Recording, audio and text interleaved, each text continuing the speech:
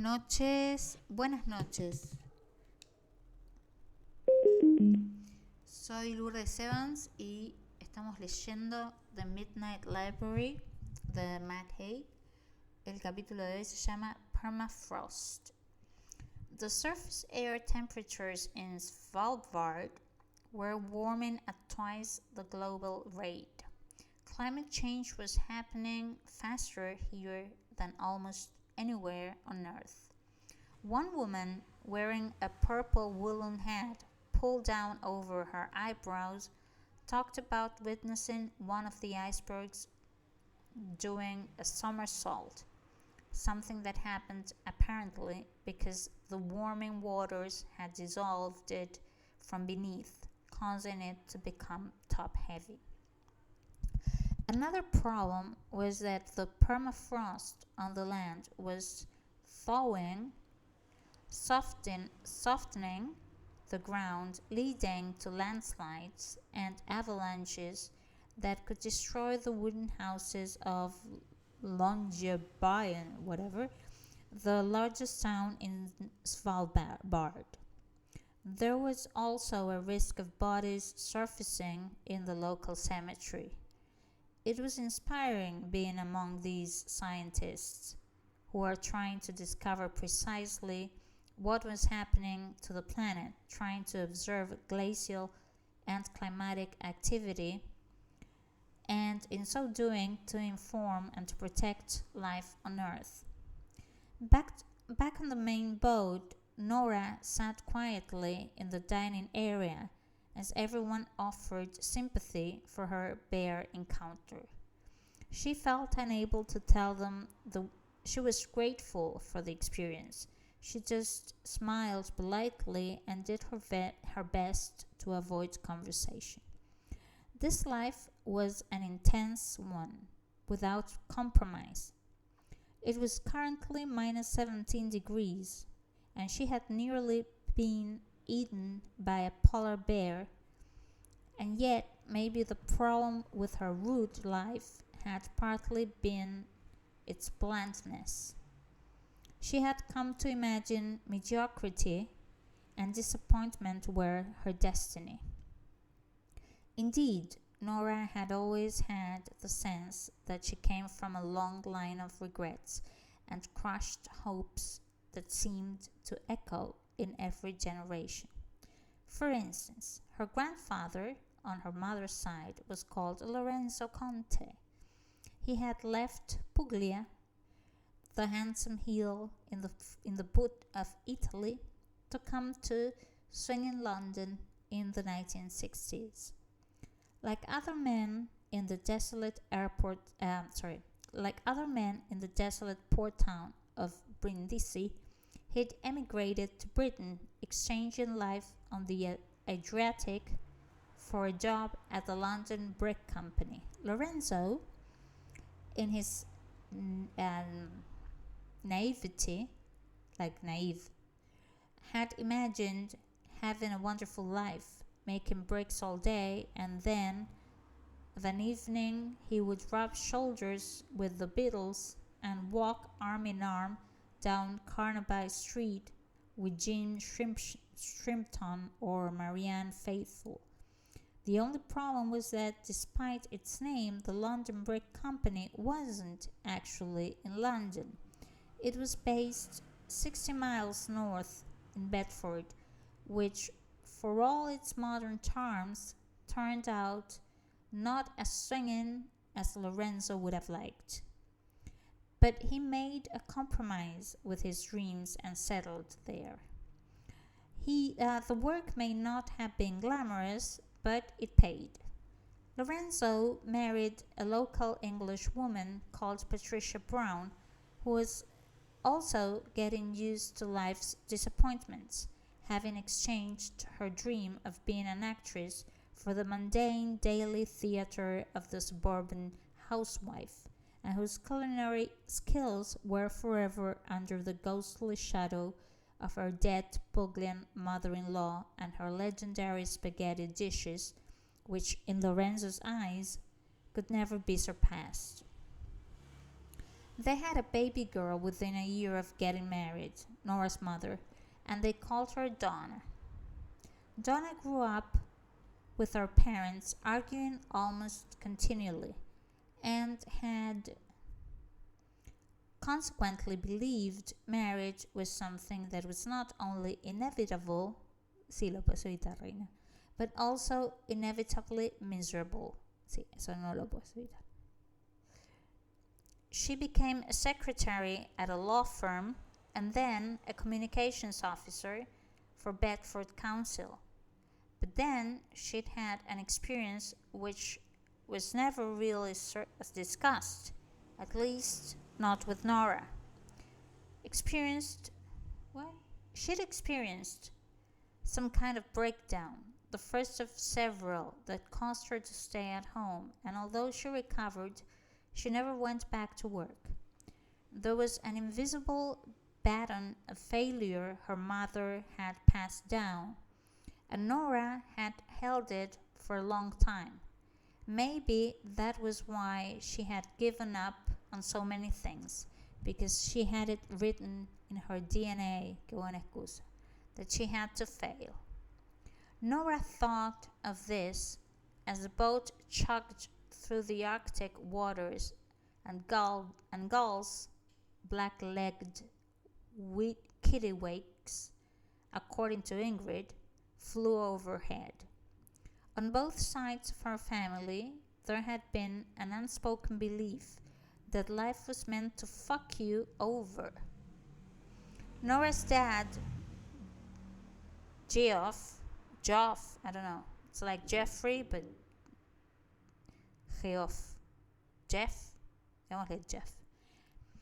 had certainly lived a life that seemed to miss all its target. He had grown up with only a mother, and his dad had died of a heart attack when he was 2, cruelly hiding somewhere behind his first memories. Nora's paternal grandmother had been born in rural Ireland, but emigrated to England to become a school cleaner, struggling to bring in enough money for food, let alone anything approaching fun. Jeff had been bullied early on in life, but had grown big and broad enough to easily put those bullies in their place.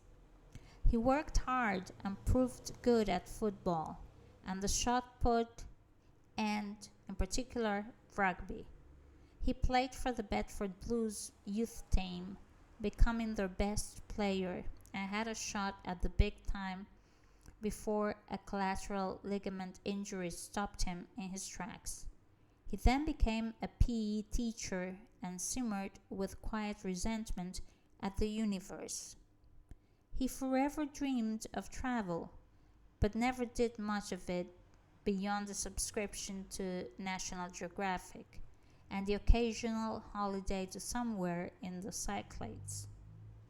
Nora remembered him in Naxos, snapping a picture of the Temple of Apollo at sunset. Maybe that's what all lives were, though. Maybe even the most seemingly perfectly intense or worthwhile lives ultimately felt the same. Acres of disappointment and monotony and hurts and rivalries, but with rivalries or rivalries? Rivalries, debería ser. No sé. But with flashes of wonder and beauty. Maybe that was the only meaning that mattered. To be the world witnessing itself. Maybe it wasn't the lack of achievements that had made her and her brother's parents unhappy. Maybe it was the expectation to achieve in the first place. She had no idea about any of it, really. But on that boat, she realized something. She had loved her parents more than she ever knew. And right then, she forgave them completely. Próximo capítulo, One Night in Longyearbyen. Un lugar. It took 2 hours to get back to the tiny port town at Longyearbyen. It was Norway's and the world's most modern town, with a population of around 2,000 people. Nora knew these basic things from her root life. She had, after all, been fascinated by this part of the world since she was 11, but her knowledge didn't stretch far beyond the magazine articles she had read, and she was still nervous of talking. But the boat trip back had been okay, because her inability to discuss the rock and ice and plant samples they had taken, or to understand phrases such as striated basalt bedrock and post-glacial isotopes, was put down to the shock of her polar bear encounter. And she was in a kind of shock, it was true, but it was not the shock her colleagues were imagining. The shock hadn't been that she'd thought she'd been about to die. She had been about to die ever since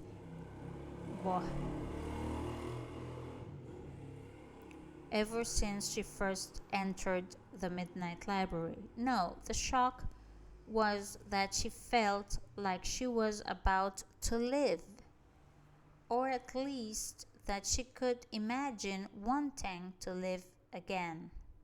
Ah, and she wanted to do something good with that life. The life of a human, according to the Scottish philosopher David Hume, was of no greater importance to the universe than that of an oyster. But if it was important enough for David Hume to write that thought down, then maybe it was important enough to aim to do something good, to help preserve life in all its forms.